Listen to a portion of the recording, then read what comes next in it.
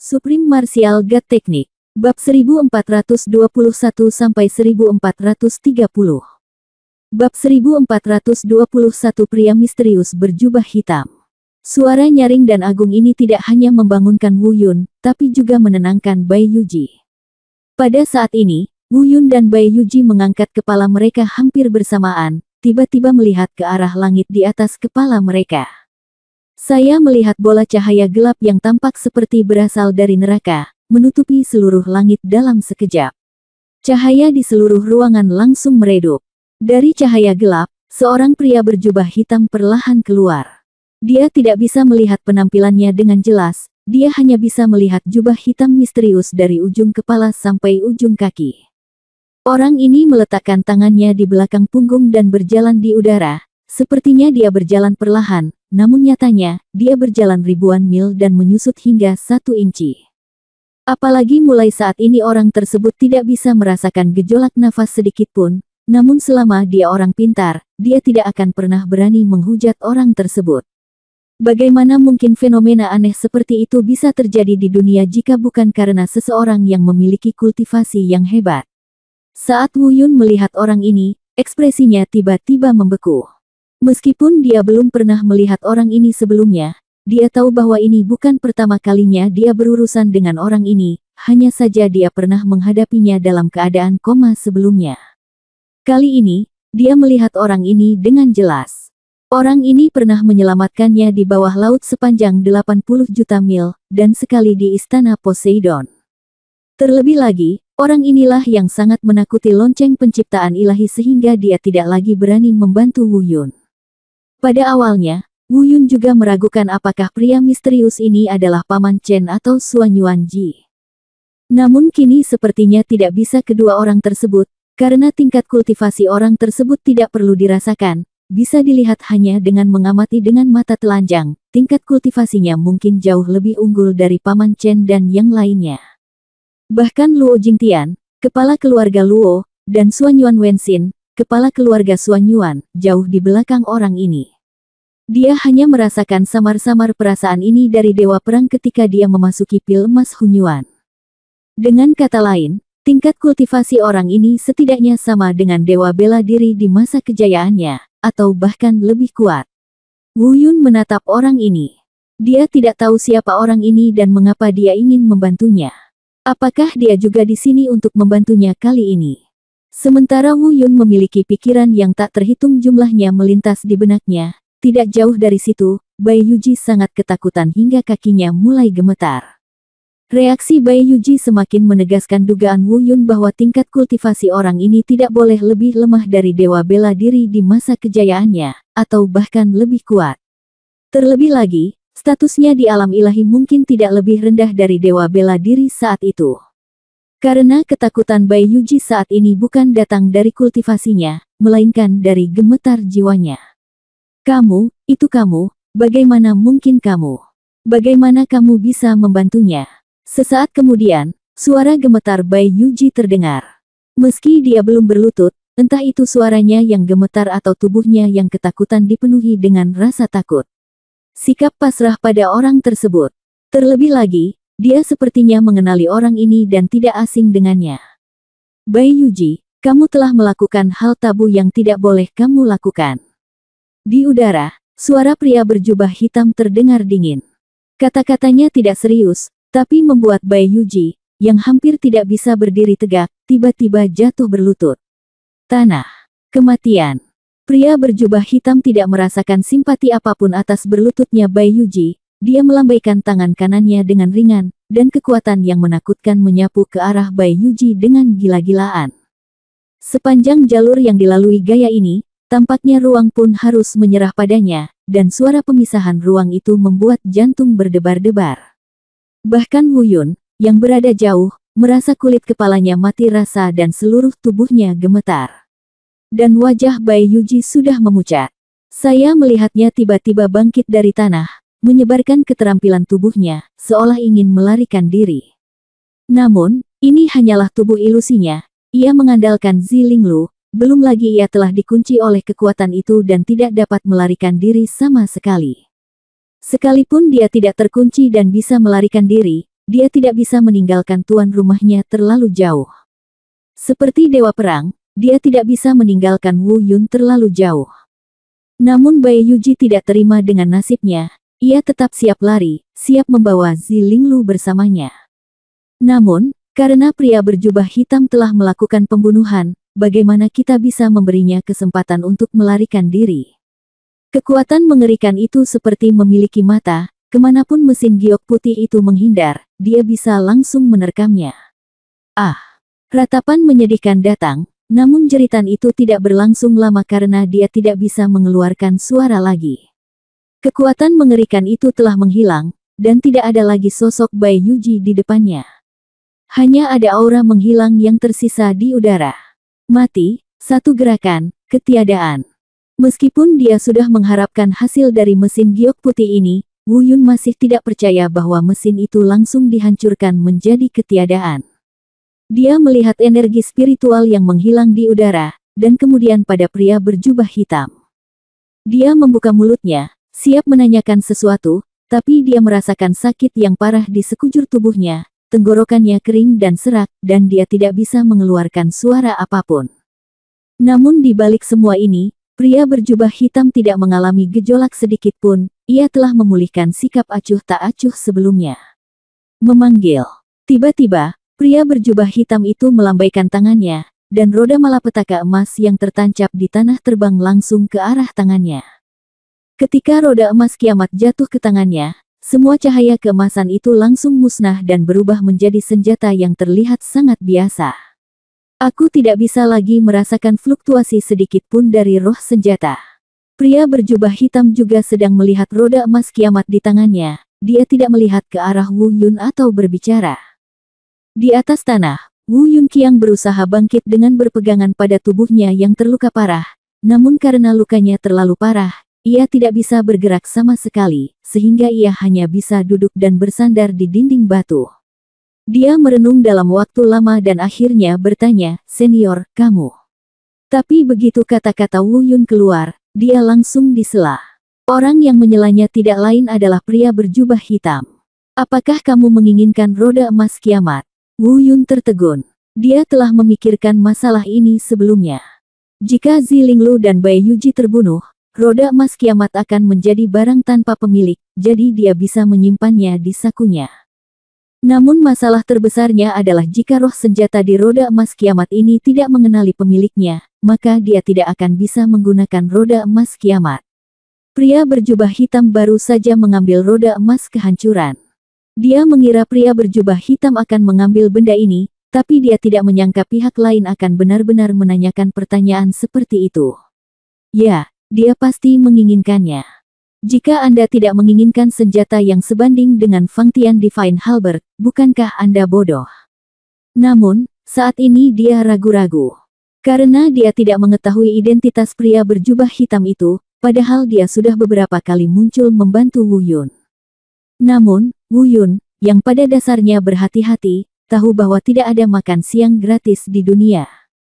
Terlebih lagi, terdengar dari nada ngeri Bai Yuji sebelumnya bahwa orang tersebut mungkin bukan teman Dewa Perang. Jika dia adalah teman Dewa Perang, Bai Yuji tidak akan terkejut.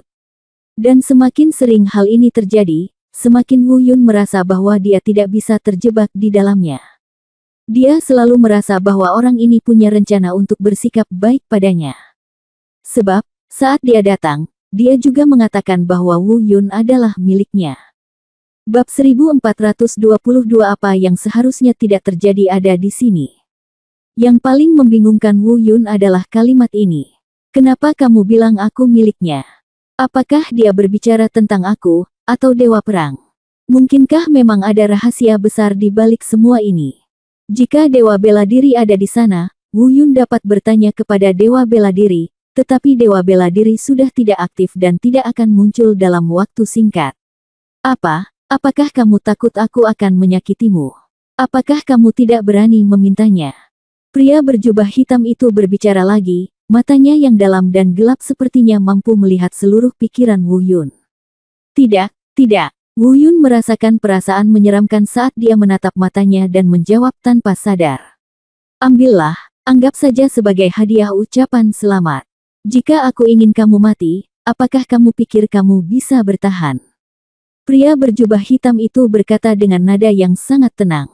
Pada saat yang sama, dia mengangkat tangannya dan melemparkannya, dan roda emas kehancuran terbang ke depan Wu Yun. Setelah lepas dari tangan pria berjubah hitam, roda emas kiamat mendapatkan kembali cahaya keemasan aslinya. Namun, yang aneh adalah Wu Yun tidak bisa merasakan sedikit pun nafas yang dikeluarkan oleh roh senjata di roda malapetaka emas ini. Jangan khawatir, saya sudah berkomunikasi dengannya. Apakah Anda menggunakannya di masa depan atau ingin memberikannya? Dia bisa langsung mengenalinya sebagai pemiliknya. Tampaknya melihat keraguan Wu Yun, pria berjubah hitam menjelaskan. Lebih lanjut, Wu Yun ingin mengucapkan terima kasih, namun disela oleh pria berjubah hitam lagi. Tidak perlu berterima kasih padaku, kataku, aku hanya memberimu hadiah ucapan selamat. Akan ada banyak kesempatan agar kita bisa saling berhadapan di masa depan, jadi tidak perlu terburu-buru berterima kasih padaku. Setelah mengatakan ini, pria berjubah hitam tidak melihat gerakan apapun, tapi ruang mulai perlahan berputar di sekelilingnya. Di langit, cahaya hitam yang menakutkan itu perlahan menghilang seiring distorsi ruang. Setelah beberapa saat, cahaya hitam menghilang dan pria berjubah hitam menghilang. Segala sesuatu di sekitar kembali normal. Semua ini seperti mimpi. Tapi ini bukan mimpi. Jejak mengejutkan dari pertempuran di tanah dan lubang besar yang diciptakan oleh segel pengguncang surga terlihat jelas. Zilinglu memang sudah mati, dan Bai Yuji telah menghilang. Di depannya, roda emas kehancuran juga berdiri di tanah di depannya. Luka di tubuhnya memang ada. Dia telah kehilangan seluruh energi spiritualnya karena penggunaan segel pembalik surga, tapi dia juga menahan serangan fatal Bai Yuji. Merupakan keajaiban dia bisa tetap hidup. Mengambil napas dalam-dalam, Wu Yun perlahan pulih dari keterkejutannya tadi. Memikirkan burung botak yang juga tertiup angin, Wu Yun segera berbalik dan melihat burung botak itu masih tergeletak di tanah, tidak bergerak dan terluka parah. Botak.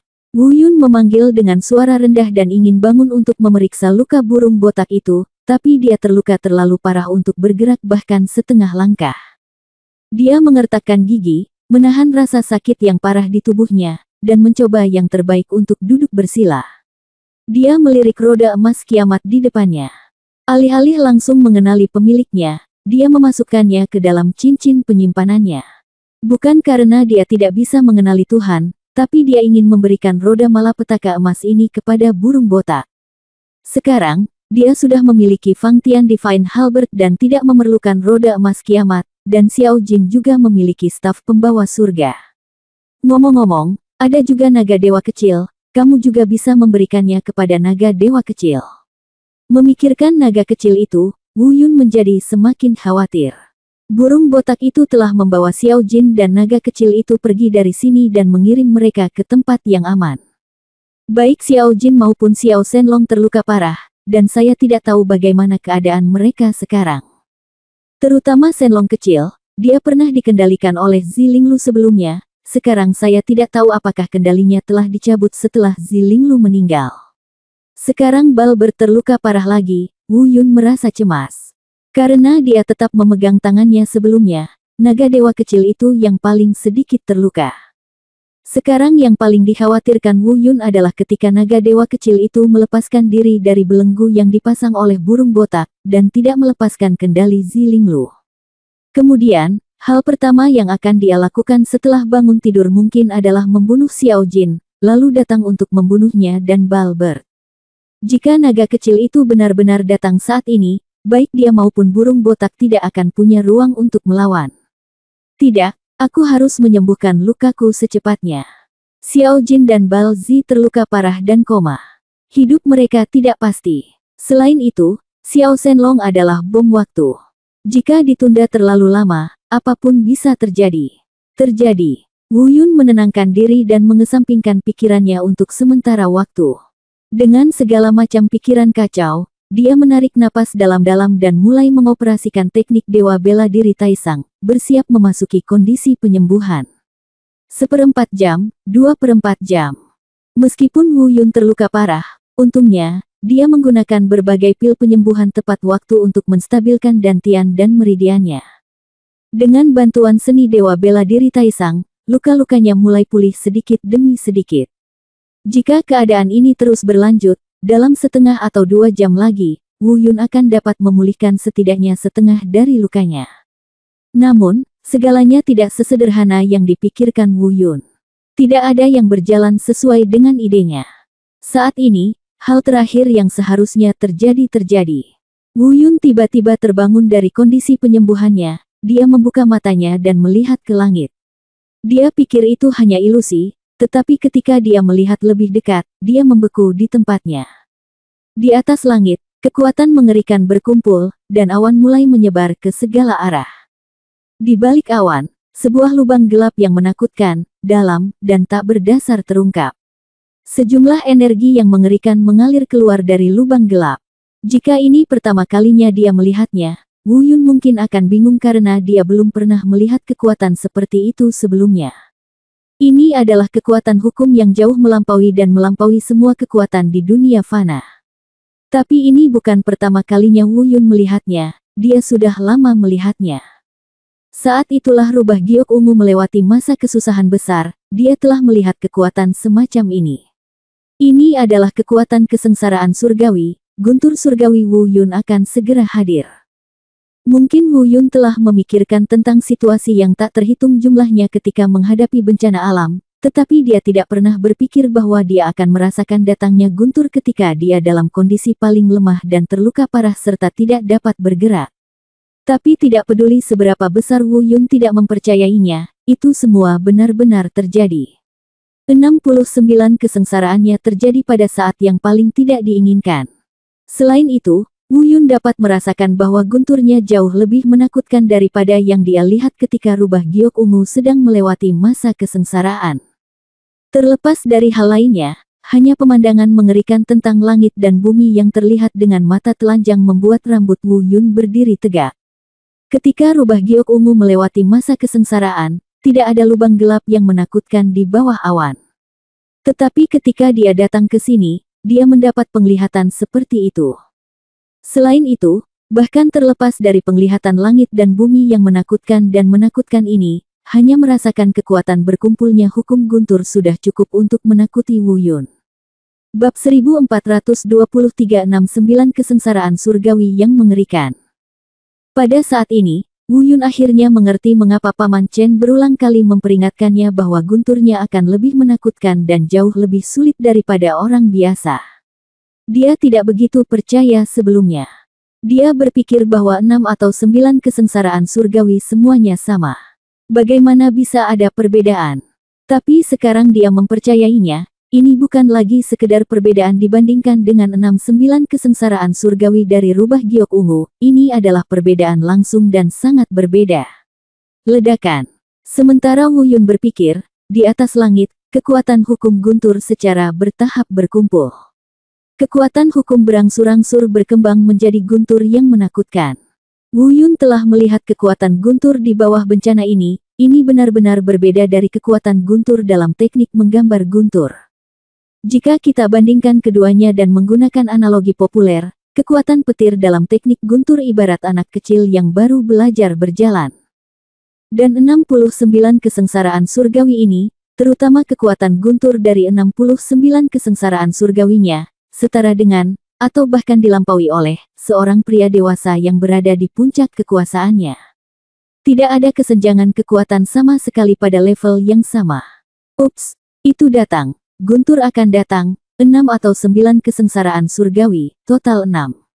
Wu Yun menatap langit di atas kepalanya yang telah berkumpul menjadi lautan yang bergemuruh, mengertakkan gigi dan bergumam pada dirinya sendiri. Meskipun dia tidak tahu mengapa 69 kesengsaraan surgawinya jauh lebih menakutkan daripada yang lain. Tapi sekarang bukan waktunya memikirkan hal ini. Yang seharusnya dia pikirkan sekarang adalah bagaimana menghadapi 6 atau 9 kesengsaraan surgawi ini. Namun, jika Wu Yun berada dalam kondisi puncak, dia mungkin bisa memikirkan solusi lain, namun dalam kondisinya saat ini, dengan dantiannya kosong dan bahkan sulit berjalan, pilihan apa yang bisa dia pikirkan? Wu Yun merasa bahwa dengan kekuatannya sendiri saat ini, dia mungkin tidak mampu menahan bahkan satu atau bahkan setengah dari guntur langit. Mungkin, ketika guntur pertama melanda di tengah jalan, dia akan mati tertimpa karena dia tidak dapat menahan tekanan guntur yang mengerikan. Apa yang harus saya lakukan? Gunakan batu pemicu bencana. Cara pertama dan satu-satunya yang dipikirkan Wu Yun adalah dengan menggunakan batu pemicu bencana. Karena saat ini, dia tidak punya cara lain untuk memikirkan selain menarik batu bencana, tapi itulah yang dia rencanakan untuk tinggalkan untuk membantu mengatasi dua guntur terakhir. Apalagi dia belum pernah menggunakan batu pemicu bencana tersebut, apakah membutuhkan energi spiritual untuk mempertahankan pengoperasiannya? Jika energi spiritual memang sangat dibutuhkan untuk memeliharanya, maka batu pemicu musibah ini bisa dikatakan hanya sekedar batu sisa saat ini. Tidak masalah, ayo kita coba dulu. Jika ini benar, maka aku hanya bisa mengatakan bahwa ini adalah takdirku. Karena Tuhan ingin menggodaku seperti ini, aku tidak bisa berbuat apa-apa. Lagi pula, aku masih di bawah kendali surga. Wu Yun mengertakkan gigi. Dia tidak tahu apakah itu kebetulan atau sesuatu yang disengaja. Meskipun dia tidak mau dan penuh ketidakpuasan, tidak ada yang bisa dia lakukan. Entah itu kebetulan atau disengaja, dia tidak punya pilihan selain menerimanya. Saat berikutnya, Wu Yun mengetukkan jarinya dengan ringan pada cincin penyimpanan, dan di bawah kendali pikirannya, batu pemicu bencana terbang dan melayang tepat di atas kepalanya. Harus dikatakan bahwa batu pemicu bencana ini tampaknya dilahirkan untuk menahan guntur langit, dan mereka dilahirkan untuk menjadi musuh yang mematikan. Wu Yun tidak perlu mengendalikannya saat merasakan guntur berkumpul di atas langit. Batu penyebab bencana itu sendiri tiba-tiba berubah. Gelombang kekuatan abu-abu gelap yang lembut namun sangat besar terus mengalir keluar dari batu penyebab bencana. Dalam waktu singkat, Wu Yun terbungkus, dan perlindungan abu-abu gelap terkondensasi di sekitar penutup Wu Yun. Melihat hal tersebut, Wu Yun akhirnya menghela nafas lega, sepertinya kekhawatirannya tidak diperlukan, ia tidak perlu menggunakan energi spiritualnya untuk mempertahankan batu malapetaka tersebut. Namun, begitu Wu Yun menghela nafas lega, dia langsung menjadi tegang lagi. Karena dia menemukan bahwa guntur di langit sedikit lebih kuat dari sebelumnya, mungkin karena dia merasakan keberadaan batu pemicu bencana. Wu Yun dalam keadaan linglung, dia tidak yakin batu pemicu bencana dapat membantunya menahan beberapa guntur. Dan sekarang guntur langit telah menguat kembali, saya khawatir kemungkinan keberhasilannya semakin rendah. Ledakan. Sementara Wu Yun berpikir, gemuruh lautan di langit bergulung semakin keras, dan suara ledakan yang menggelegar menjadi semakin memekakkan telinga dan menakutkan. Terlihat dengan mata telanjang, kolom guntur besar perlahan muncul dari lautan yang bergemuruh. Itu datang, guntur pertama. Wu Yun menatap tajam, duduk bersila di tanah, dilindungi oleh perisai abu-abu gelap dari batu Yinji. Dia ingin melakukan sesuatu, tapi dia tidak bisa berbuat apa-apa, dia hanya bisa menonton. Ledakan. Bumi berguncang, ruang angkasa terkoyak, dan kekuatan hukum menyelimuti seluruh ruang. Tekanan yang mengerikan secara langsung menyebabkan semua pohon dalam jarak 100 mil dari daratan sekitarnya mengering. Kekuatan hukum guntur sangat menakutkan dan mengejutkan. Ledakan. Petir pertama, lebih besar dari pilar batu, jatuh dari langit dan menghantam batu penyebab bencana. Batu pemicu bencana bergetar hebat, menghilangkan kekuatannya, dan Wu Yun di dalamnya tidak terluka. Namun kesuksesan tersebut tidak membuat Wu Yun merasa rileks sama sekali, malah ekspresinya menjadi sangat tegang. Sebab, dia bisa melihat dengan jelas adanya retakan pada batu penyebab bencana tersebut. Meski halus, namun terlihat jelas.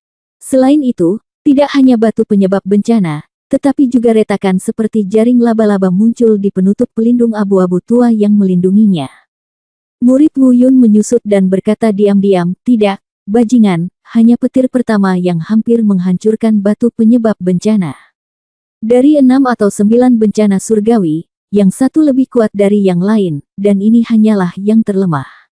Masih ada 5 guntur dari langit, bagaimana saya bisa membawanya?"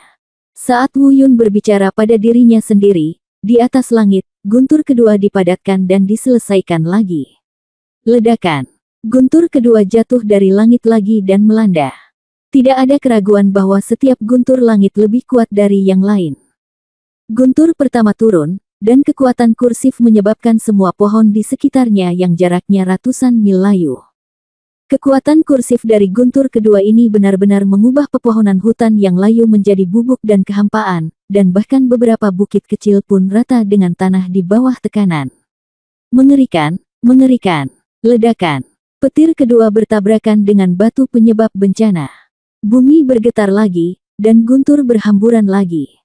Batu penyebab bencana itu berguncang lagi, namun tetap terbawa ke bawah. Namun, retakannya lebih mencolok, dan retakan pada penutup pelindung abu-abu tua menjadi semakin jelas. Sepertinya akan pecah. Brengsek, apa yang harus aku lakukan? Ini baru guntur kedua dan sudah mencapai titik ini. Tidak, aku harus memikirkan caranya. Aku tidak bisa hanya duduk diam dan menunggu kematian. Aku tidak tahu apakah itu batu Yinji dapat menahan guntur ketiga. Sekalipun dapat menahannya, namun, saya pasti tidak akan mampu menahan petir keempat, saya harus.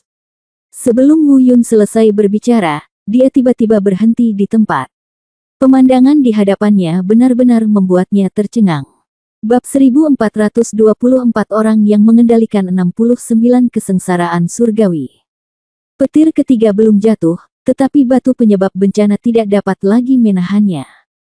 Di bawah sambaran petir keesokan harinya, yang sudah penuh retakan akhirnya tidak mampu lagi bertahan, pecah berkeping-keping, jatuh ke tanah, berubah menjadi bubuk, dan menghilang. Dan perisai pelindung abu-abu gelap yang menutupi tubuh Wu Yun hancur dalam sekejap. Tanpa batu pemicu bencana, Wu Yun akan menghadapi guntur secara langsung tanpa bisa menggunakan budidayanya sama sekali. Ledakan. Di atas langit, guntur bergemuruh, mengeluarkan suara gemuruh rendah. Wu Yun menatap guntur yang menggelinding. Tiba-tiba, dia merasakan di dalam hatinya bahwa ini bukan sedang dibuat, karena sudah diseduh, tetapi ini lebih merupakan sebuah provokasi. Tapi siapa yang dia provokasi? Untuk saya. Tidak mungkin, saya khawatir saya tidak cukup layak untuk membiarkan 69 kesengsaraan dari alam abadi menantang saya. Kepada siapa? Batu pemicu bencana. Kecil kemungkinannya juga batu penyebab bencana itu hancur karenanya. Dewa Perang. Apakah itu memprovokasi Dewa Perang? Namun, bagaimana orang-orang di dunia abadi berani tidak menghormati Dewa Perang? Terlebih lagi, mustahil bagi orang-orang di dunia abadi untuk mengetahui perbuatan penguasa alam dewa, Dewa Perang. Mungkinkah 6 atau 9 kesengsaraan surgawi ini sama sekali tidak datang dari dunia peri, melainkan dari antarmuka yang lebih tinggi? Saat Wu Yun berpikir, petir ketiga telah jatuh dari langit. Tanpa perlindungan batu penyebab bencana, Wu Yun akan menghadapi tekanan yang mengerikan. Pada saat ini, ada perasaan bumi runtuh, dan bumi berguncang, membuat Wu Yun mulai duduk dengan goyah. Faktanya, bahkan puncak gunung yang jauhnya ratusan mil pun hancur dan rata langsung di bawah tekanan guntur yang mengerikan ini. Puff! Wu Yun memuntahkan seteguk darah. Meskipun guntur masih jauh di atas langit hari itu, Wu Yun, yang telah pergi ke perlindungan batu kesengsaraan, tidak dapat lagi menahan tekanan yang mengerikan itu. Seteguk darah menetes dari mulutnya, menodai pakaiannya menjadi merah, penglihatannya menjadi hitam, dan dia hampir pingsan. Bahkan melawan segala rintangan, semua musuh tersingkir, tapi aku jatuh di bawah 69 guntur surgawi, haha. Wu Yun tersenyum mencela diri sendiri. Tekanan guntur semakin kuat, dan dia tidak bisa tunggu lagi, dia jatuh ke tanah dan pingsan. Sebelum kematiannya, Wu Yun tidak punya waktu untuk memikirkan hal lain lagi. Hal pertama yang terlintas di benaknya adalah sosok Luo Yao, dan kemudian pemandangannya dengan cepat berubah. Dia memikirkan burung botak, Xiao Jin, dan Xiao Shenlong yang terluka parah. Terluka parah. Hidup atau mati mereka tidak pasti, bagaimana Wu Yun bisa mempercayai mereka? Namun, dalam keadaan ini, bagaimana dia bisa menahan tekanan dari 69 guntur ketiga? Pria botak, Xiao Jin, Shenlong kecil, selamat tinggal, kuharap kamu selamat dan sehat. Dengan kata-kata terakhirnya, Wu Yun kehilangan kesadaran sepenuhnya dan jatuh ke tanah, tidak yakin akan hidup atau matinya. Namun meski begitu, guntur ketiga masih belum ada niat untuk berhenti dan menyerang Wu Yun lagi. Tampaknya karena keruntuhan Wu Yun, samar-samar dia mendengar suara mengejek yang samar dan dingin datang dari guntur di langit. Terlepas dari hal lainnya, jika guntur ini menghantam Wu Yun, saya khawatir dia bahkan tidak akan mampu mempertahankan tubuh fisiknya. Kalau begitu, Wu Yun akan menghilang dari dunia ini selamanya. Faktanya, Wu Yun tidak sendirian saat ini, seseorang sedang mengawasinya di langit yang jauh. Saat mereka melihat Wu Yun terjatuh, jejak keputusasaan melintas di wajah kedua pria itu. Dia bahkan tidak bisa menahan diri lagi dan berseru, "Wu Yun! Tuan Yun!" Kedua orang ini tidak lain adalah Luo Chen dan Suan Yuanji. Keduanya terlihat jelek, dan hampir menerkam Wu Yun. Mereka tahu betapa menakutkannya petir ketiga itu. Begitu Wu Yun terkena, dia tidak akan pernah bisa lolos dari kematiannya. Namun pada akhirnya mereka tetap menahan diri, karena mereka tahu bahwa orang yang mengendalikan petir bukanlah seseorang yang dapat mereka sakiti. Mungkin mereka tidak takut hidup dan mati, tapi mereka harus mempertimbangkan keluarga mereka. Begitu Anda menyinggung orang-orang itu, keluarga mereka masing-masing akan musnah dalam hitungan detik, tanpa meninggalkan siapapun. Selain itu, bahkan jika mereka pergi, mereka mungkin tidak dapat memblokir guntur ini untuk Wu Yun. Tentu saja, mereka tidak menyerah sepenuhnya, masih ada orang lain, selama orang itu mau mengambil tindakan, dia mungkin bisa menyelamatkan Wu Yun. Itu laki-laki berjubah hitam, sekarang mereka semua tahu identitas laki-laki berjubah hitam, mereka hanya dipaksa oleh laki-laki berjubah hitam dan tidak boleh memberitahu mereka. Tapi, apakah pria berjubah hitam itu akan mengambil tindakan? Ternyata mereka tidak tahu, dan mereka tidak tahu. Mereka hanya bisa menunggu dan menonton tanpa daya saat guntur ketiga melanda Wu Yun. Melihat Lei semakin dekat dengan Wu Yun yang sedang koma hari itu, hati mereka tegang hingga batasnya. Bukankah dia akan mengambil tindakan? Bahkan sampai pada titik di mana keduanya hendak menyerah. Namun, di saat-saat terakhir, kegembiraan tiba-tiba muncul di wajah kedua orang itu. Ini dia datang, dia ada di sini.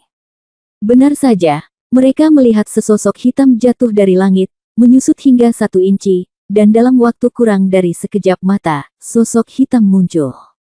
Tirai tipis mencegat Wu Yun. Ledakan. Guntur jatuh, tetapi tidak menimbulkan fluktuasi apapun dan langsung diserap oleh tirai cahaya hitam. Cukup.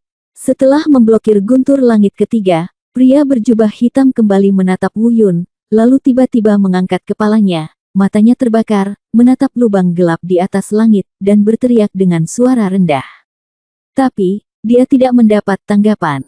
Namun terlihat bahwa gemuruh lautan saat ini jauh lebih tenang dibandingkan sebelumnya. Mungkin karena dia tahu alasan pihak lain diam, pria berjubah hitam itu tiba-tiba menoleh dan melihat ke kejauhan. 2 sinar cahaya menakutkan keluar dari matanya. Meskipun tatapan ini bukanlah sebuah serangan, itu lebih menakutkan daripada sebuah serangan. Dan arah yang dia lihat tepat di tempat Luo Chen dan Suan Yuanji berada di kejauhan. Pergi. Pria berjubah hitam membuka bibirnya sedikit, dan tidak ada suara yang terdengar. Namun, kata pergi terdengar seperti guntur di telinga Luo Chen dan Suan Yuanji. Keduanya saling memandang, dan mereka mungkin bisa menebak alasan mengapa pria berjubah hitam meminta mereka pergi. Meskipun mereka ingin melihat semuanya, mereka tetap pergi. Bagaimanapun, tujuan utama mereka adalah untuk memastikan apakah Wu Yun aman.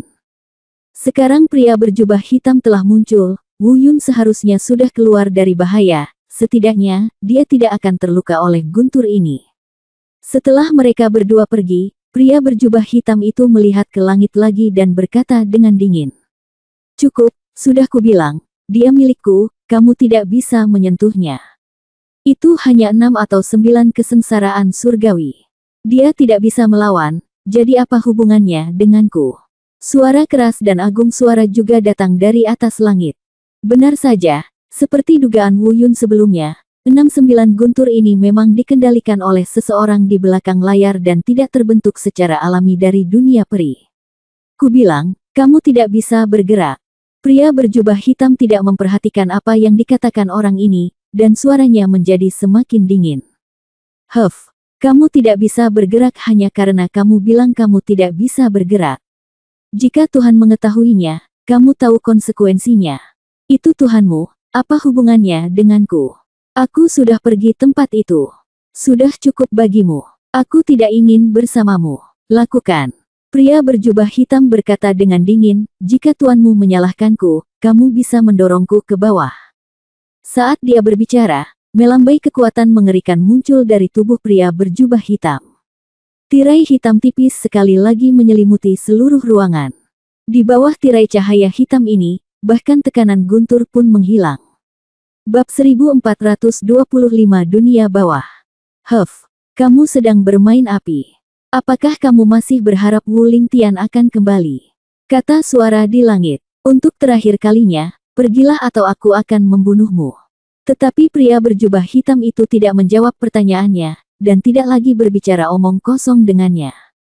Kata-katanya dingin, tajam, dan sederhana.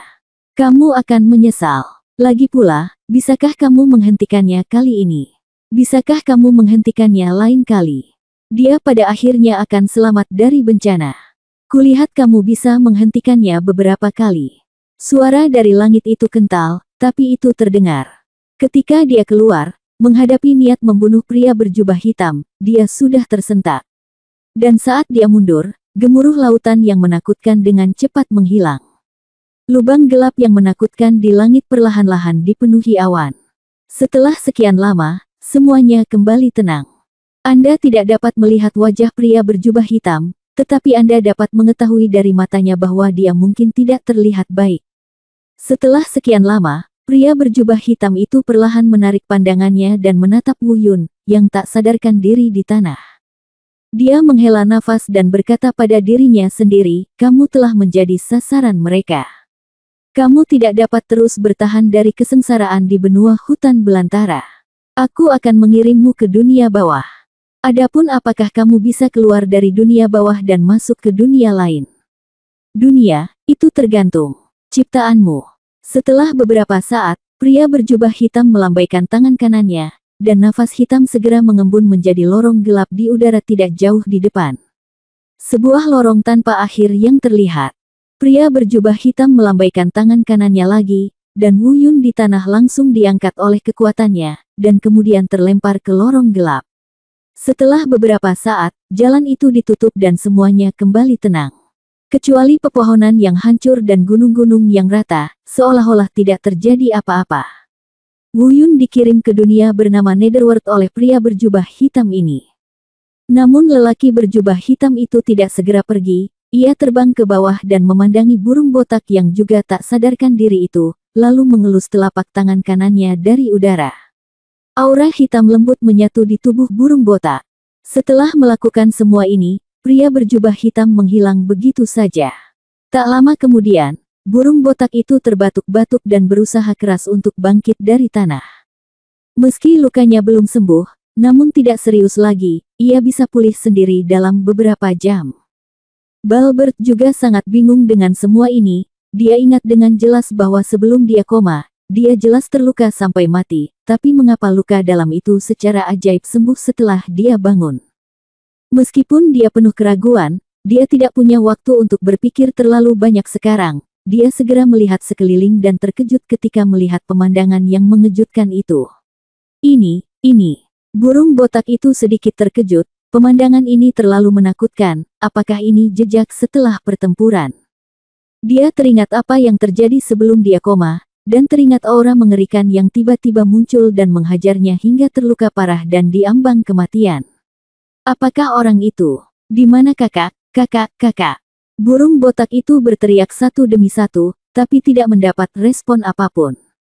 Dia dengan cepat memeriksa jejak pertempuran di depan. Di samping lubang raksasa, Zilinglu telah mati, dan aura Wu Yun masih tertinggal di udara. Namun selain aura Wu Yun, ada beberapa aura kuat dan menakutkan lainnya. Bahkan ada aura guntur.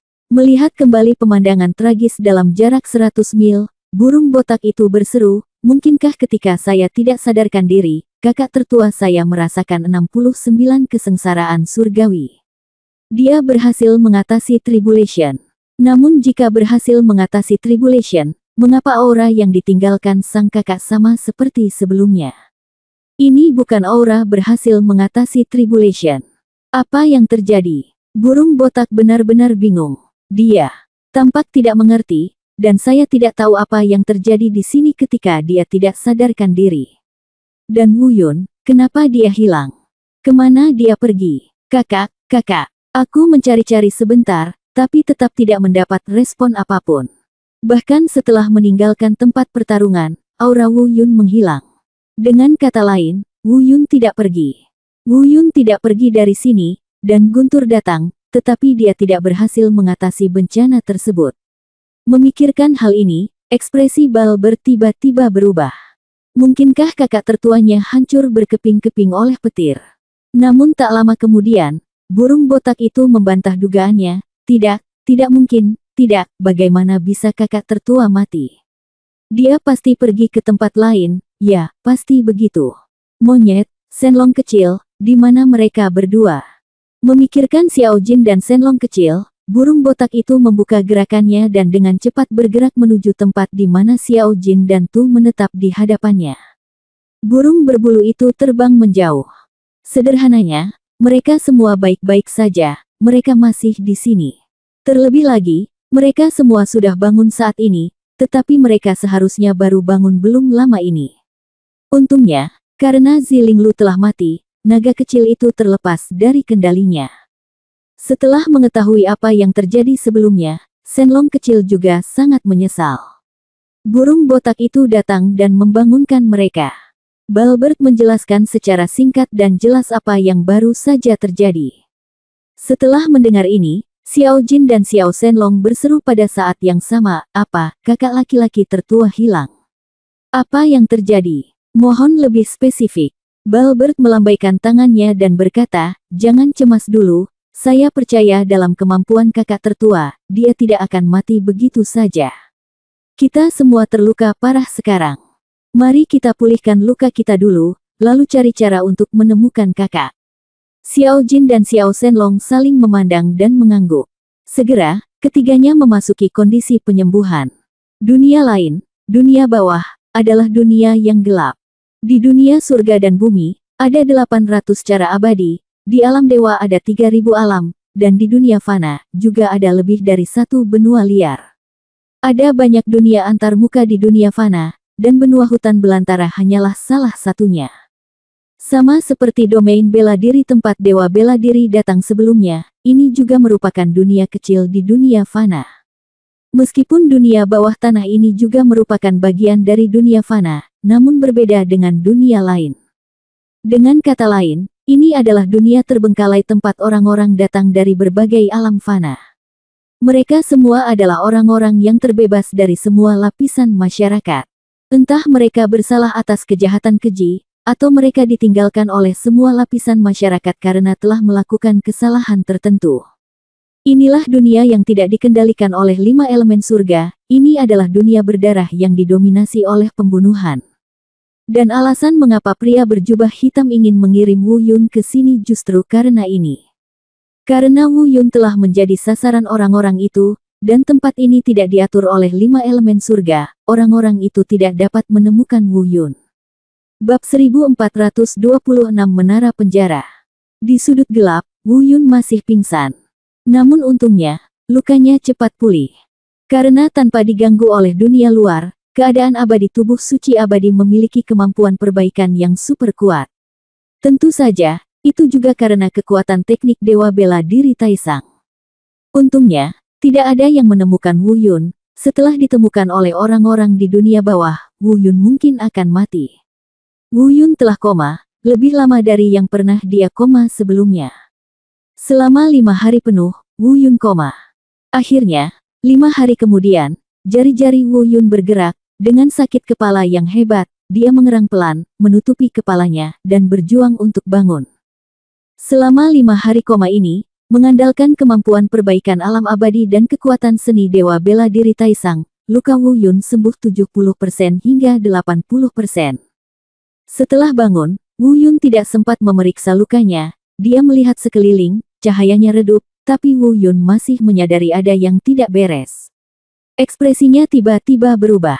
Dia bisa merasakan nafas yang datang ke wajahnya dari udara.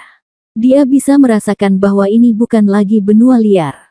Dia telah tinggal di benua hutan belantara selama bertahun-tahun, dan dia sangat jelas tentang perasaan itu. Ini bukan hanya perubahan pemandangan di depannya, ini adalah perubahan yang pada dasarnya berasal dari luar angkasa. Di mana ini? Bukankah ini benua hutan belantara? Apakah aku mati? Apakah ini neraka? Mengingat adegan di mana dia pingsan di bawah tekanan guntur, ekspresi Wu Yun berubah lagi. Dan alasan kenapa dia mengira ini neraka adalah karena dia telah melihat sepenuhnya pemandangan di depannya. Cahayanya redup, suram, dan angin bertiup.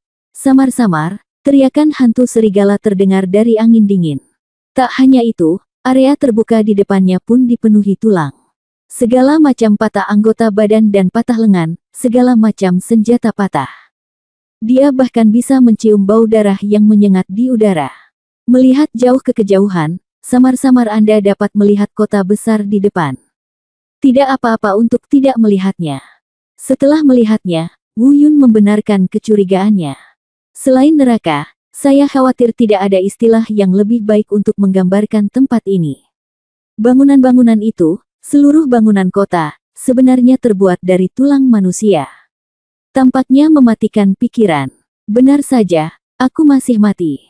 Namun, aku tidak menyangka bahwa setelah kematian, sebenarnya ada dunia lain, dan aku masih bisa hidup dalam wujud jiwa.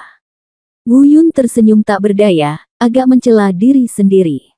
Sialan, bocah berkepala besar, bisakah kamu punya otak? Apakah kamu sudah mati? Apakah ini kondisi jiwamu? Bisakah kamu menyentuh tubuhmu sendiri? Sementara Wu Yun tersenyum pahit, suara lonceng penciptaan ilahi terdengar. Datang tiba-tiba. Jika dia tidak berbicara, Wu Yun hampir melupakan keberadaan lelaki tua ini.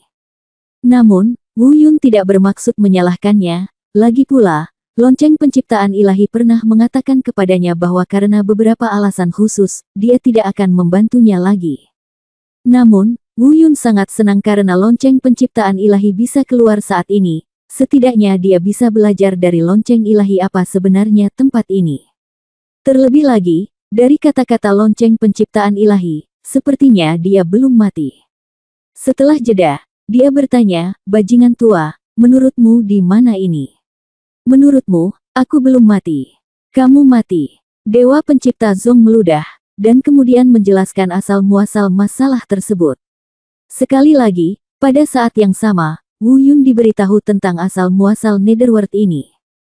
Tentu saja, lonceng penciptaan ilahi tidak mengatakan yang sebenarnya tentang bagaimana dia datang ke dunia bawah ini. Dia tidak mengungkapkan penampakan pria berjubah hitam, juga tidak mengungkapkan konspirasi di balik Tianlei. Dia tidak berani mengatakannya, dan dia tidak ingin mengatakannya, karena Wu Yun belum mengetahui hal-hal ini. Dia hanya mengatakan bahwa karena Wu Yun beruntung, guntur ketiga turun, dan karena tekanannya terlalu kuat, itu secara paksa meledakkan jalan menuju dunia bawah di angkasa. Bagian ini kebetulan muncul di sebelah Wu Yun, jadi kemunculan bagian inilah yang menyelamatkan nyawa Wu Yun. Tentu saja penjelasan ini agak mengada-ada, bagaimana bisa ada hal yang begitu misterius dan kebetulan di dunia ini. Tapi Wu Yun memikirkannya dan menemukan bahwa sepertinya tidak ada penjelasan lain. Tapi bagaimanapun juga, setidaknya dia selamat dan tidak mati. Menurut lonceng penciptaan ilahi, selama dia bisa melarikan diri dari dunia bawah hidup-hidup, dia bisa berhasil memasuki dunia fana lainnya. Kemudian lewati kesengsaraan dan bangkitlah dari sana. Namun, jika kamu ingin keluar dari sini, kamu harus melakukan satu hal. Menerobos menara neraka di dunia bawah. Karena orang-orang di sini semuanya diasingkan dari semua lapisan masyarakat, pada dasarnya tidak ada kemungkinan bagi mereka untuk pergi. Dunia bawah tanah ini juga merupakan dunia seperti sangkar di mana hanya satu orang yang boleh masuk dan tidak ada seorang pun boleh keluar. Justru karena ini adalah dunia yang terkurung maka ia ditinggalkan oleh surga. Namun seperti kata pepatah, Tuhan mempunyai kehidupan yang baik. Orang yang mendirikan tempat ini masih memberikan kesempatan bagi mereka yang memasuki dunia bawah untuk pergi. Itu adalah menara penjara. Namun tidak sesederhana itu untuk menerobos menara penjara. Hampir semua orang di dunia bawah ingin menerobos menara penjara dan meninggalkan tempat hantu ini. Siapa yang ingin menjalani seluruh hidupnya di dalam sangkar? Namun, selama berabad-abad, hanya segelintir orang yang benar-benar berhasil menerobos. Adapun bentuk pasti dari menara penjara ini, bagaimana keberadaannya, di mana letaknya, dan bagaimana cara melewatinya, lonceng penciptaan ilahi tidak mengetahuinya. Selain itu, informasi tentang dunia bawah yang diketahui oleh lonceng penciptaan ilahi hanya ini. Ya, ada hal lain. Di saat yang sama, ada hal lain yang sangat mengkhawatirkan Wu Yun selain menara penjara. Artinya, siapapun yang dapat dibawa ke dunia bawah ini oleh semua lapisan masyarakat harus memiliki bakat yang sangat kuat dan telah mencapai tingkat kultivasi tertentu. Mereka semua adalah tokoh tingkat jenius di dunianya masing-masing. Jika Anda adalah orang biasa, Anda tidak pantas mendapat kesempatan di penjara di dunia bawah. Terlebih lagi, setelah memasuki dunia bawah, karena isolasi jangka panjang dari dunia, orang-orang di sini mulai menjadi sangat pembunuh. Oleh karena itu, mereka yang benar-benar bisa eksis di dunia bawah untuk waktu yang lama pastilah jenius di antara para jenius, dan kecakapan tempur mereka jauh di luar jangkauan orang biasa. Karena mereka semua selamat dari pertempuran sepanjang tahun. Ayo pergi, bocah, jika kamu bisa menerobos kerumunan orang kuat yang menjilat darah dari pisau mereka, dan melarikan diri dari menara penjara, aku jamin saat itu, kekuatanmu pasti akan pulih. Akan ada lompatan kualitatif. Lonceng penciptaan ilahi membuyarkan pikiran Wu Yun. Tapi kata-katanya membuat Wu Yun tiba-tiba melebarkan matanya. Tunggu sebentar, bajingan tua, maksudmu, kekuatanku saat ini masih bisa menjadi lebih kuat tanpa naik. Tentu saja, kamu pikir kamu ini siapa? Apakah kamu lupa itu? Zilinglu dari sebelumnya. Dia belum membangkitkan garis keturunan setengah abadi. Jika bukan karena kebetulan dan meremehkannya, kamu bisa membunuhnya. Ya, Wu Yun mendengar nama Zilinglu. Wajahnya kembali gelap. Ya, Zilinglu juga manusia fana, dan manusia tanpa darah setengah abadi, tapi kekuatannya sama menakutkannya. Nampaknya tubuh manusia memang merupakan gudang harta karun yang tiada habisnya. Mungkin yang saya gali sekarang hanyalah puncak gunung es. Saya belum mencapai tingkat kekuatan tertinggi di antara manusia seperti yang saya pikirkan sebelumnya. Memikirkan hal ini, hati Wu Yun tiba-tiba menjadi sangat melonjak dan penuh gairah. Dia berteriak dalam hatinya, saya masih bisa menjadi lebih kuat, saya masih bisa menjadi lebih kuat. Bab 1427 Kota Tengkorak, tak bernyawa. Ayolah, kamu harus tahu siapa muridmu. Dan kamu harus tahu lebih jelas lagi bahwa karena kamu adalah muridnya, kamu harus menggunakan postur terkuatmu untuk mengatasi kesengsaraan dan naik. Terakhir kali kamu merasakan 6 atau 9 kesengsaraan surgawi, meskipun Anda terluka parah, dalam keadaan seperti itu, tetapi saya pikir Anda juga harus tahu bahwa meskipun Anda berada dalam kekuatan penuh pada saat itu, apakah Anda yakin bahwa Anda dapat berhasil mengatasi bencana tersebut? Pertanyaan tiba-tiba dari lonceng penciptaan ilahi membuat Wu Yun terkejut. Ya, sebenarnya dia sudah memikirkan masalah ini sebelumnya. Kengerian 6-9 kesengsaraan surgawi yang dia hadapi saat itu jauh di luar jangkauan orang biasa. Meskipun Wu Yun tidak tahu apakah itu buatan manusia atau alami. Namun ada satu hal yang harus dia ketahui, dalam kondisinya saat ini, meskipun dia diberi kesempatan lagi untuk mengatasi kesengsaraan, tetap tidak ada peluang untuk berhasil. Sebenarnya ada pertanyaan lain yang ingin diketahui Wu Yun. Dia terutama ingin tahu mengapa 69 kesengsaraan surgawi jauh lebih mengerikan daripada yang lain. Apakah ini dimanipulasi oleh seseorang di belakang layar atau merupakan kejadian alami? Jika itu buatan manusia, mengapa ia dirugikan? Dan jika itu terbentuk secara alami, mengapa ia jauh lebih baik daripada manusia biasa? Dia awalnya ingin bertanya kepada lonceng penciptaan ilahi tentang pertanyaan ini. Orang tua ini mungkin mengetahui sesuatu. Namun, ketika kata-kata itu keluar dari bibirnya, dia masih menahannya. Karena dia tahu bahwa terlepas dari apakah Dewa Pencipta Zong mengetahui tentang hal-hal ini, bahkan jika dia mengetahuinya, dia pasti tidak akan memberi tahu mereka. Ketika berbicara tentang pria berjubah hitam itu, lonceng penciptaan ilahi itu penakut, apalagi jika menyangkut 69 guntur surgawi. Mengambil napas dalam-dalam dan menghilangkan pikiran berantakan di benaknya, Wu Yun memusatkan pandangannya pada kota besar yang dibangun dengan kerangka manusia di kejauhan di depan. Namun, Wu Yun tidak terburu-buru masuk begitu saja. Sekarang dia tidak tahu apa-apa, bagi seluruh dunia bawah, dia hanyalah selembar kertas kosong. Meskipun lonceng penciptaan ilahi memperkenalkan situasi umum, kata-katanya terbatas. Dia hanya menyampaikan dua informasi kepada Wu Yun. Yang pertama adalah tidak ada jalan kembali di Netherworld ini. Jika ingin keluar, yang ada hanya menara penjara yang tidak tahu cara melewatinya. Informasi kedua adalah bahwa orang-orang yang bisa hidup lama di dunia bawah ini adalah keberadaan yang sangat menakutkan, belum lagi benua hutan belantara, yang mungkin jauh lebih menakutkan daripada orang-orang yang dia lihat di pegunungan abadi di luar negeri. Oleh karena itu, Wu Yun tidak berani mengendur sama sekali, lagi pula tidak ada keberuntungan di sini. Jika satu orang gagal, dia mungkin akan mati. Tidak ada yang bisa datang menyelamatkannya, dan tidak ada yang bisa datang membantunya, semuanya hanya bisa bergantung pada kemampuannya sendiri, hidup atau mati, itu semua tergantung pada dirinya sendiri. Memikirkan hal ini, Wu Yun menamparkan keningnya dan mengingat Xiao Jin, burung botak, Xiao Shenlong dan yang lainnya, dia tidak tahu bagaimana keadaan mereka sekarang.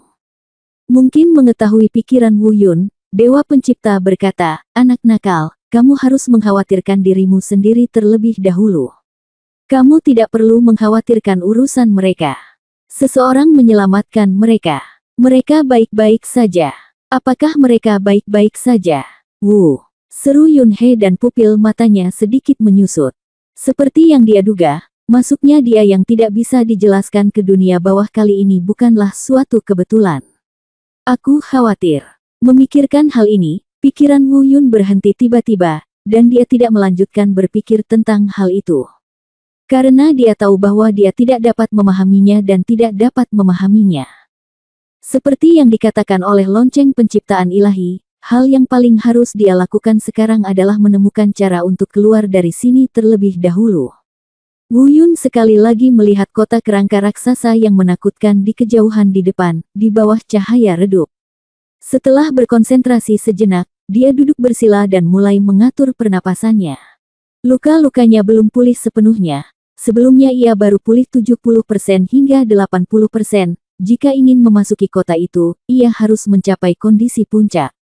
Dan mungkin karena dia baru saja tiba di dunia ini dan belum familiar dengan struktur spasial dunia ini, Wu Yun sebenarnya menghabiskan hampir 1 hari penuh untuk sesuatu yang biasanya hanya membutuhkan waktu 1 atau 2 jam untuk melakukannya. Mungkin bahkan tidak ada 1 hari pun, tetapi di sini, Wu Yun merasa konsepnya tentang waktu menjadi sedikit kabur. Karena tidak ada perubahan cahaya di sini, warnanya selalu redup, dan tidak ada suasana sinar matahari. Bahkan setelah Wu Yun tinggal di sini begitu lama, dia tidak merasakan kehadiran orang yang hidup.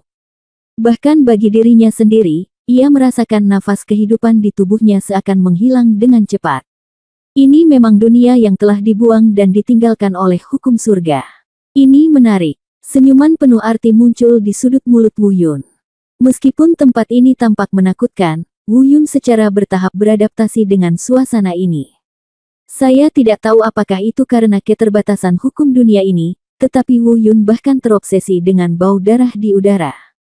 Pantas saja orang-orang di sini berangsur-angsur menjadi pembunuh. Tampaknya dipenjara di sini dalam waktu yang lama hanyalah salah satu alasannya. Lebih penting lagi, saya khawatir itu karena batasan hukum dunia ini. Bahkan saya, seorang pendatang baru, mulai mendambakan tempat ini.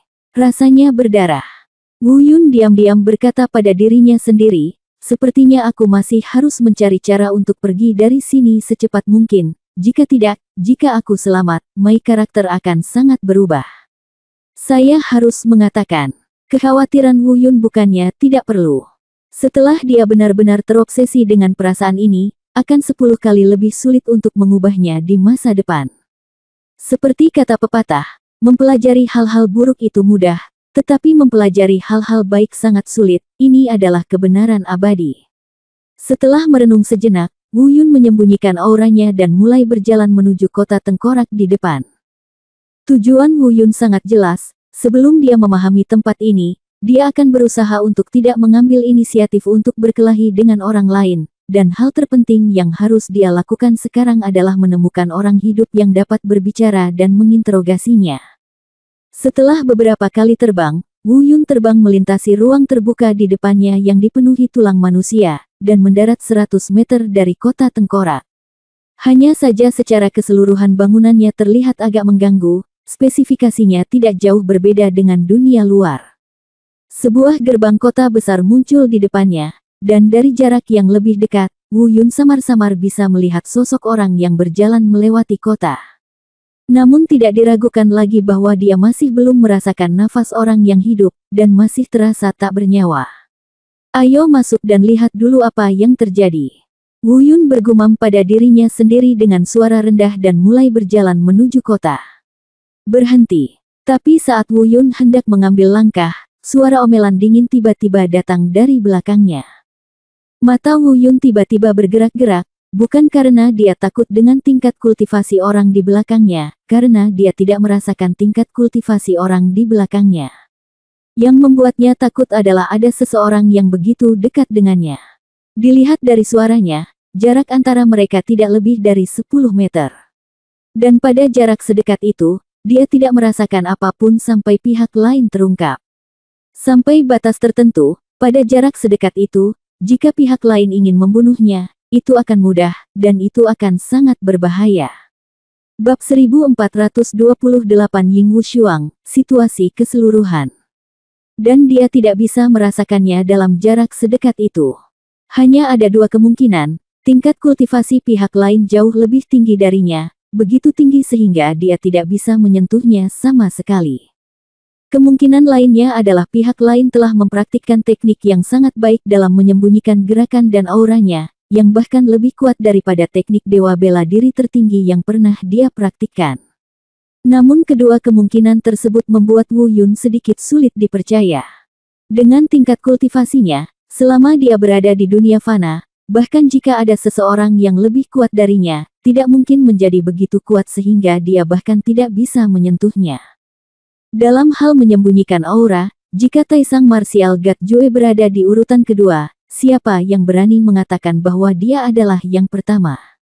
Setidaknya Wu Yun belum pernah melihat orang yang lebih baik dari seni dewa bela diri Taisang dalam menyembunyikan aura. Jangan menoleh ke belakang, jawablah apapun yang aku minta. Pada saat itu, suara pria di belakang terdengar lagi. Meski suaranya masih dingin, Wu Yun tiba-tiba merasa lega. Karena suara sebelumnya datang secara tidak terduga sehingga Wu Yun tidak punya waktu untuk bereaksi dan menyadarinya. Tapi sekarang, setelah suara kedua keluar, Wu Yun bisa yakin secara kasar. Dua dugaan sebelumnya salah. Tingkat kultivasi lawan tidak lebih baik darinya, atau bahkan lebih buruk darinya. Hal itu bisa dirasakan dari aura yang dipaparkannya saat berbicara. Itu bukan karena keterampilan yang dia latih lebih kuat daripada teknik dewa bela diri Taisang Wu Yun. Itu karena dia menggunakan suatu cara untuk menyembunyikan auranya. Cara ini tidak berasal dari suatu teknik atau keterampilan bela diri tertentu, tetapi lebih seperti suatu kemampuan. Adapun kemampuannya seperti apa, Wu Yun belum bisa mengetahuinya. Saat Wu Yun sedang berpikir, suara pria dari belakang terdengar lagi. Siapa kamu? Apakah kamu baru saja tiba? Dari mana asalmu? Wu Yun tiba-tiba tertawa setelah mendengar pertanyaannya. Dari pembukaan ketiga ini, Wu Yun sepenuhnya menyimpulkan bahwa tingkat kultivasi orang ini berada di peringkat 9, tetapi tidak sebaik dia. Adapun kemampuan untuk menyembunyikan aura, sepertinya itu adalah roh bela diri. Seperti kata pepatah, tidak perlu usaha untuk mendapatkannya. Dalam hal ini jika Anda hanya ingin mengambil lidah dan bertanya, maka lakukanlah dengan orang tersebut. Saat berikutnya, Wu Yun tiba-tiba menyebarkan keterampilan tubuhnya, dan tiba-tiba menghilang dari tempatnya seperti hantu. Ketika dia muncul kembali, dia sudah berdiri di depan orang di belakangnya. Jika kamu berani melawan, kamu mencari kematian. Ketika pria itu melihat Wu Yun tiba-tiba muncul di hadapannya, dia berteriak, mengulurkan tangannya, dan langsung menyerang Wu Yun. Bang, bang, bang. Karena dia sangat yakin, Wu Yun tidak membeberkan apapun, bahkan bayangan dewa bela diri pun tidak. Terlebih lagi, dia akhirnya mengetahui bagaimana orang ini menyembunyikan auranya di bawah hidungnya. Dia menebak dengan benar, itu memang semangat bela diri, dan semangat bela diri yang sangat aneh. Ini adalah bayangan gelap yang melayang di samping orang ini, dan semua aura yang memancar dari orang ini diserap oleh bayangan hitam tersebut. Setelah beberapa gerakan, Wu Yun unggul dan mengirim pria itu terbang dengan telapak tangan. Namun Wu Yun tidak mengambil tindakan serius apapun, hanya karena setelah memastikan bahwa orang tersebut memang memiliki semangat bela diri, dia merasa cukup ramah. Lagi pula, dari awal hingga sekarang, orang di depannya adalah satu-satunya orang yang dilihatnya yang memiliki semangat bela diri selain dirinya. Selain itu juga karena Dewa Perang. Karena semangat bela dirinya diberikan oleh Dewa Bela Diri, dan Dewa Bela Diri berasal dari domain bela diri. Jika orang tersebut juga memiliki jiwa bela diri, apakah berarti orang tersebut juga berasal dari bidang pencak silat? Jika dia berasal dari bidang seni bela diri, Wu Yun tidak akan bisa melakukan gerakan membunuh, lagi pula, dia adalah rekan senegaranya dari Dewa Bela Diri. Terlebih lagi, dari pertukaran pukulan tadi, dia juga bisa merasakan bahwa meskipun orang ini menyerang dengan tegas, dia tidak membunuhnya. Itu cukup untuk menunjukkan bahwa orang tersebut belum kehilangan sifatnya, dan tidak akan lama lagi dia akan datang. Terlebih lagi, dia menemukan bahwa pria ini kira-kira seusia dengannya, seorang anak laki-laki berusia 20-an. Bunuh aku. Jika kamu kalah, kamu kalah. Tidak ada yang perlu dikatakan. Jangan mempermalukan aku seperti ini. Melihat Wu Yun menatapnya dengan mata cerah, dia mungkin telah salah memahami sesuatu dan membiarkan Wu Yun membunuhnya secara langsung. Wu Yun bereaksi, merasa sedikit malu, dia benar-benar merasa sorot matanya barusan sedikit berbeda, jadi dia segera membuang muka. Pada saat yang sama, dia juga melepaskan jiwa bela diri bayangan Dewa Bela Diri, dan kemudian menjelaskan maksud umumnya dan bertanya apakah orang ini berasal dari domain bela diri. Saat orang ini melihat Wu Yun juga memiliki semangat bela diri, dia langsung sangat gembira, kemudian dia mendengar Wu Yun mengucapkan kata, dunia bela diri, dengan nada yang cukup santai, yang membuatnya semakin bersemangat. Dia membersihkan dirinya, berdiri dari tanah, dan memperkenalkan dirinya. Ternyata namanya Ying Wushuang, dan dia memang berasal dari Wuyu. Dia awalnya adalah anggota keluarga kerajaan Wuyu. Dia dipenjara di sini karena tidak sengaja melakukan kesalahan yang tidak bisa dimaafkan. Tapi apa kesalahannya? Dia tidak menjelaskan, dan Wu Yun tidak bertanya lebih lanjut. Apalagi tebakan Wu Yun benar, dia memang baru berada di sini belum lama ini, baru sebulan. Dan alasan kenapa dia bisa bertahan sampai sekarang dengan kultivasi kecilnya adalah seperti yang diharapkan Wu Yun, karena dia memiliki jiwa bela diri yang bisa membantunya menyembunyikan keberadaannya. Dia hampir terbunuh beberapa kali, tetapi semangat bela diri ini menyelamatkannya. Setelah mendengar penjelasan pria ini, Wu Yun mengangguk, setelah bolak-balik, keduanya menjadi akrab satu sama lain. Belakangan, Wu Yun juga menanyakan apa yang paling ingin dia ketahui, tentang tata letak Netherworld secara keseluruhan. Pengetahuan Ying Wushuang tentang hal ini terbatas, tetapi karena dia telah berada di sini selama sebulan, dia secara alami tahu lebih banyak daripada Wu Yun. Dari mulut Ying Wushuang, dia mengetahui bahwa dunia bawah sebenarnya tidak sebesar itu, dan kota kerangka yang dia lihat di depannya adalah satu-satunya yang ada di dunia bawah. Tentu saja, bukan berarti Netherworld hanya sebesar ini, masih ada beberapa tempat terpencil di luar kota tengkorak. Tapi orang-orang yang benar-benar berkuasa semuanya ada di kota, dalam kata-kata mereka, hanya mereka yang memiliki kekuatan yang layak memasuki kota. Dia bukan satu-satunya yang memiliki kekuatan lemah seperti Ying Wushuang. Mereka hanya bisa bersembunyi di luar kota tengkorak. Wu Yun tercengang saat mendengar ini, jadi, kemunculan Ying Wushuang sampai batas tertentu, menyelamatkannya. Tadi, jika dia masuk ke kota secara membabi buta, dia akan dikepung oleh banyak orang. Setelah itu, Ying Wushuang melanjutkan, di kota Tengkorak, ada seorang raja, yang dikenal sebagai Raja Tengkorak, juga disebut Raja Netherworld. Saya tidak tahu dari dunia mana dia berasal. Dia sangat kuat. Saya belum pernah melihatnya, tapi aku hanya mendengarnya. Terakhir kali ada 10 Raja Nether di generasi sekarang, semuanya adalah orang kuat tingkat atas. Tapi setelah orang ini muncul, satu orang membunuh 10 Raja Nether itu, dan kemudian dia menjadi Nether Raja. Di kota Tengkorak ini, dia adalah raja. Hukum, kata-katanya adalah perintah, siapapun yang dia ingin mati harus mati. Murid Wu Yun sedikit menyusut dan berkata pada dirinya sendiri, Raja Tengkorak, Raja Netherworld. Bunuh 10 teratas pria kuat dengan satu orang. Siapapun yang ingin mati, kamu harus mati. Apakah dia benar-benar sekuat itu?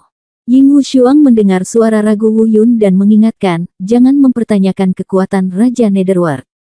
Meskipun dia juga manusia fana, kekuatannya pasti bukan yang bisa kita tandingi, dan bahkan kamu pun tidak bisa. Tidak, kuakui, kamu juga sangat kuat, tapi di hadapan Raja Netherworld, kamu tidak layak disebut. Bab 1429 Kota Tengkorak, Raja Neraka. Ngomong-ngomong, di mana menara penjara? Wu Yun tiba-tiba bertanya, mengabaikan kata-kata Ying Wushuang. Tidak peduli apa, tujuan utamanya adalah menemukan menara penjara terlebih dahulu, dan kemudian membicarakan hal lain. Meskipun bertarung dengan orang-orang di kota Tengkorak akan meningkatkan kekuatannya, karena Ying Wushuang menggambarkan Raja Netherworld sebagai orang yang sangat menakutkan, akan lebih baik untuk menghindari pertempuran jika memungkinkan. Namun kenyataannya nampaknya tidak sesuai harapan. Ying Wushuang menunjuk ke menara tertinggi di pusat kota Tengkorak dan berkata, lihat menara tertinggi di tengah. Itu adalah menara penjara. Jika Anda ingin keluar, itulah satu-satunya cara. Namun, saya menyarankan Anda untuk tidak melakukannya untuk melakukannya. Buatlah rencana, tempat itu adalah tempat Raja Netherworld. Tidak ada yang bisa pergi kecuali Raja Netherworld. Jika kamu tidak ingin mati, lebih baik jangan pergi. Selain itu, meskipun kamu cukup beruntung untuk bisa pergi ke menara neraka, kamu tidak akan bisa melewatinya. Jika sesederhana itu, Raja Neraka pasti sudah lama keluar. Apakah itu menara penjara? Wu Yun mengangkat matanya dan mendongak, menatap dirinya sendiri, sepertinya aku harus pergi ke kota Tengkorak ini. Terserah kamu. Silakan mencobanya jika kamu mau, tetapi jika kamu terbunuh oleh seseorang, jangan-jangan salahkan aku karena tidak mengingatkanmu. Ying Wushuang berkata lagi, dan pada saat yang sama, dia berbalik dan hendak pergi. Tunggu, kamu tidak mau keluar? Wu Yun tiba-tiba bertanya. Omong kosong, siapa yang tidak berpikir begitu? Meskipun saya baru sebulan di sini, saya merasa lebih sakit daripada mati. Saya tidak tahu bagaimana orang-orang yang telah berada di sana selama beberapa dekade atau ratusan tahun bisa bertahan. Kalimat ini, kata-kata itu dipenuhi dengan keengganan dan ketidakberdayaan Ying Wushuang. Ayo pergi ke kota Tengkorak dan lihat apa yang terjadi. Wu Yun berkata dengan suara yang dalam. Lupakan saja, aku tidak akan pergi. Bukannya aku belum pernah ke sana sebelumnya. Setiap kali aku memasuki kota, aku terbunuh. Orang-orang di dalam semuanya dikenali oleh Raja Dunia Bawah, dan aku tidak tahu. Sudah berapa tahun mereka tinggal di sana? Dia adalah pria pembunuh. Jika bukan karena semangat bela diri saya akan mati ratusan kali. Mendengar bahwa Wu Yun ingin membawanya masuk, Ying Wushuang melambaikan tangannya berulang kali. Apa yang kamu takutkan? Aku di sini. Wu Yun menepuk bahu Ying Wushuang dan berkata sambil tersenyum. Tentu saja, alasan Wu Yun ingin membawanya bukan hanya karena Ying Wushuang berasal dari bidang seni bela diri. Lebih penting lagi, Wu Yun juga merasa bahwa memiliki pria yang pandai bersembunyi di sisinya bukanlah hal yang buruk. Namun, Ying Wushuang jelas sangat meragukan kata-kata Wu Yun. Kamu, pergi saja dan mati sendiri, aku tidak akan pergi. Setelah jeda, dia berkata, tentu saja, ada kemungkinan lain.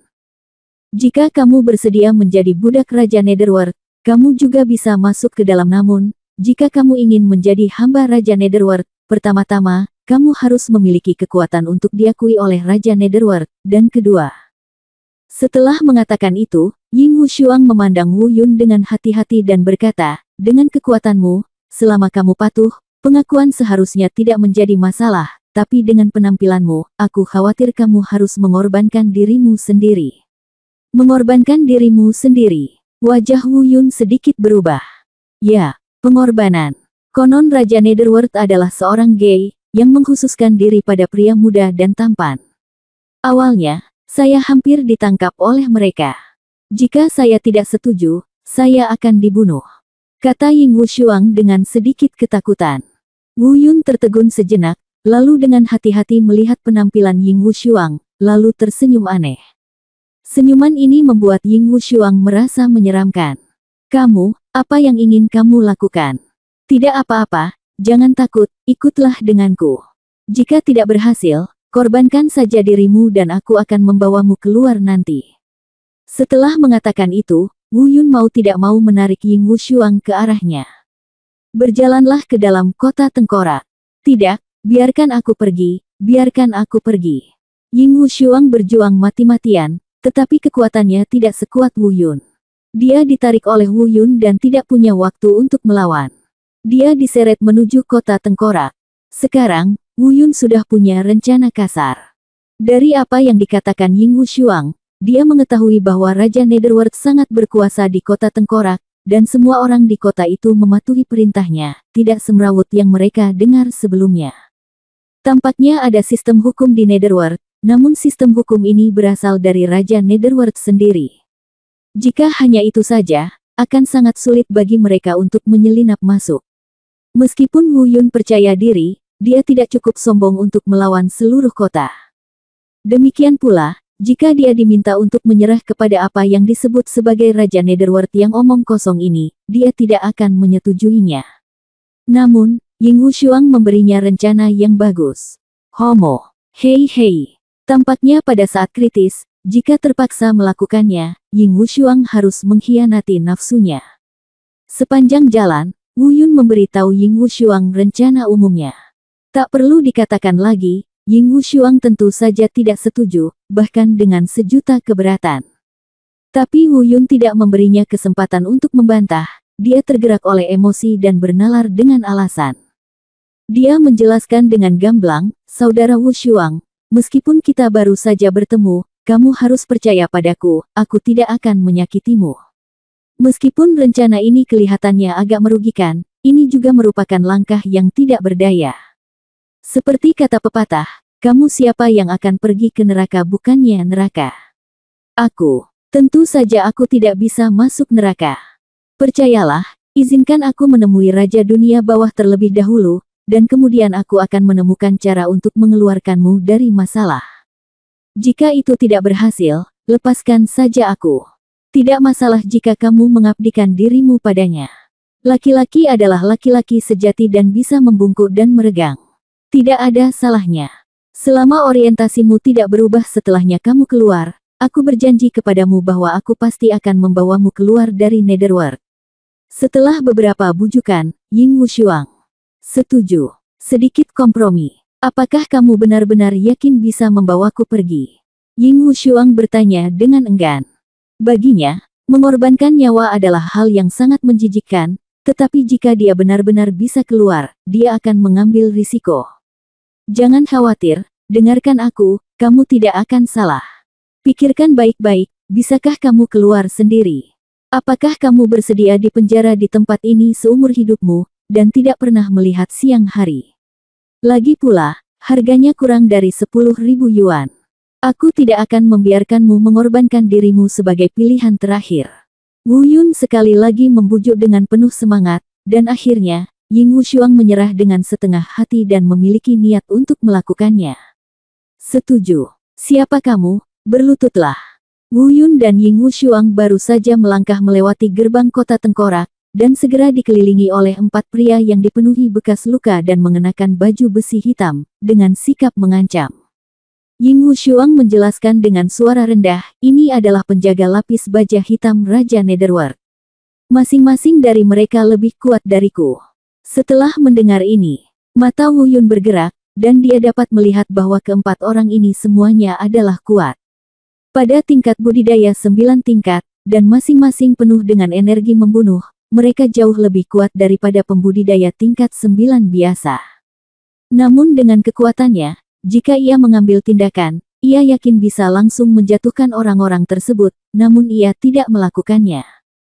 Lagi pula, rencananya adalah bertemu dengan Raja Netherworld terlebih dahulu dan menangkap pencurinya terlebih dahulu. Apakah dia bisa mengalahkannya atau tidak akan terungkap sampai dia bertemu dengannya. Untuk saat ini, lebih baik tetap low profile. Tentu saja, dia tidak akan berlutut di hadapan orang-orang ini. Setelah merenung sejenak, dia menangkupkan tangannya dan berkata, "Saudaraku, kami." Bab 1430 Kapten berbaju hitam dan dua wanita cantik. Apakah kamu serius? Setelah mendengarkan penjelasan Wu Yun, para penjaga lapis baja hitam memandang Wu Yun dan Ying Wushuang dengan hati-hati. Setelah beberapa saat, salah satu dari mereka memerintahkan yang lain, bawa mereka ke kapten. Orang lain mengangguk dan berkata dengan dingin, "Kalian berdua, ikuti saya." Setelah itu, dia berbalik dan pergi. Wu Yun mengikutinya, tetapi setelah mengambil 2 langkah, dia menemukan lengan kanannya ditarik terus-menerus. Itu adalah Ying Wushuang. Ying Wushuang memiliki wajah penuh ketakutan saat ini dan berbisik, "Wu Yun, ayo pergi." "Kapten, mereka mengenalku." "Aku takut." "Jangan takut," jawab Wu Yun, lalu melanjutkan tindak lanjut. "Bukan karena tidak ada orang di jalan, tapi kalaupun ada orang, mereka tidak bisa lepas dari perasaan ngeri."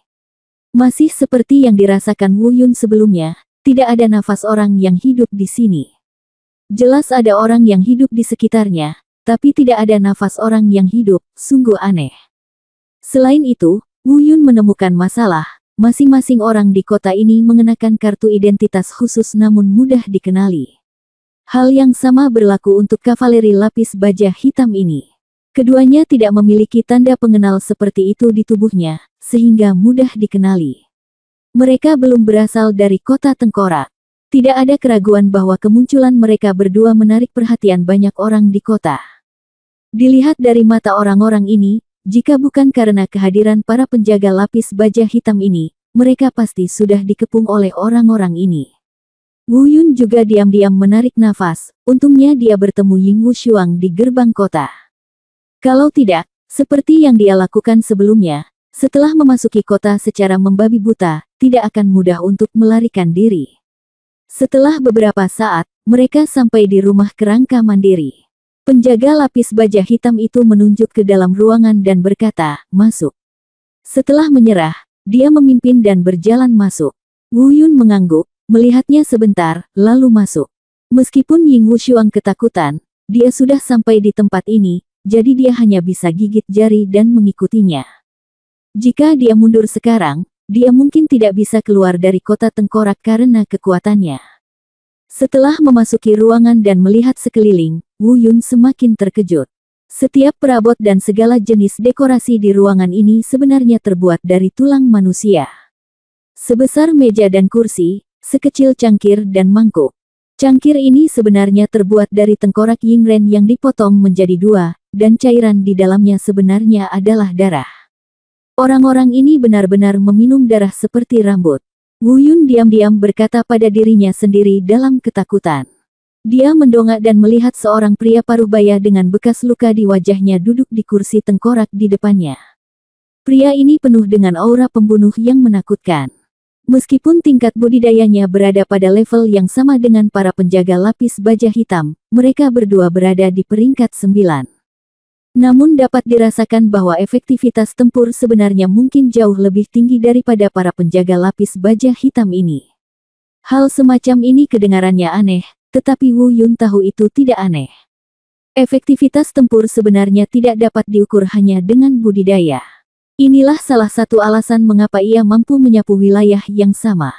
Pada saat ini, penjaga lapis baja hitam mengatakan sesuatu di telinga kapten, mungkin menjelaskan mengapa Wu Yun dan Ying Wushuang dibawa ke sini.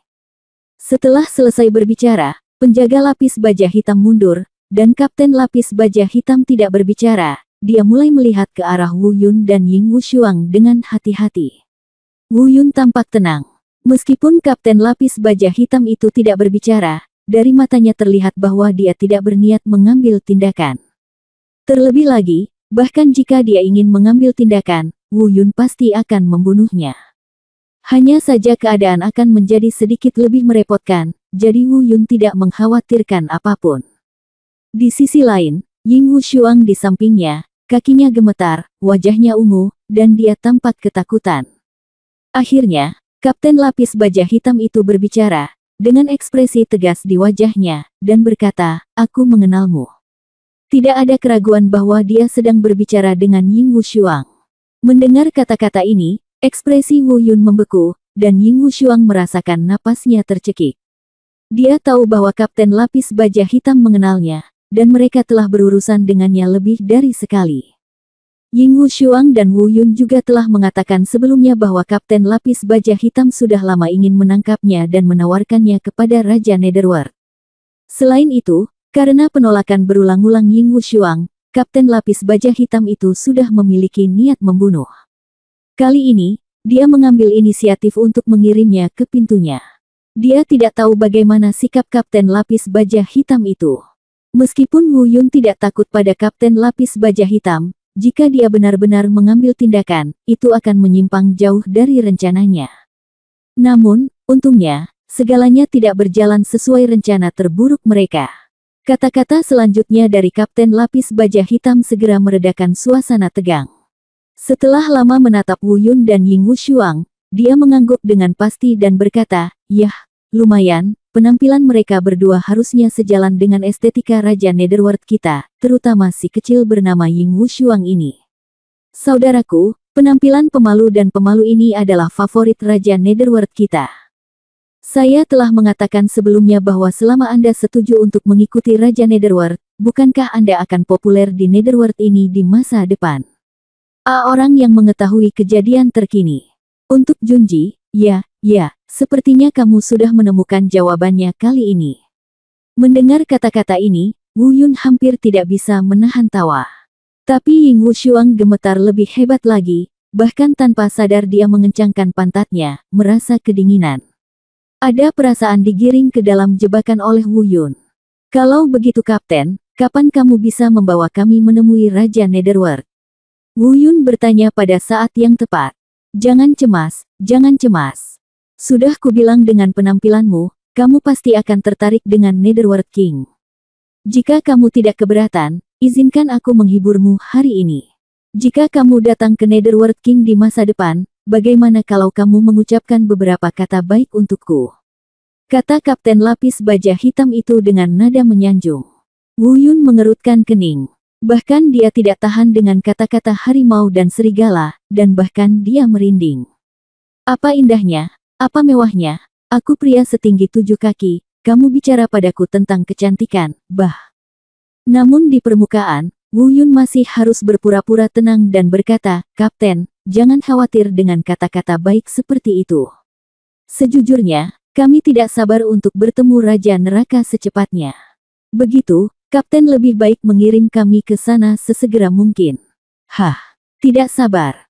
Kapten Lapis Baja Hitam itu menatap mereka dengan senyuman dan mata aneh untuk beberapa saat, lalu tertawa dan berkata, tidak apa-apa, kedua wanita cantik itu ada di sini sebentar. Tunggu, aku akan membuat pengaturan dan mengirimmu menemui Raja Netherworld segera." Setelah mengatakan itu, Kapten Lapis Baja Hitam itu keluar dari ruangan.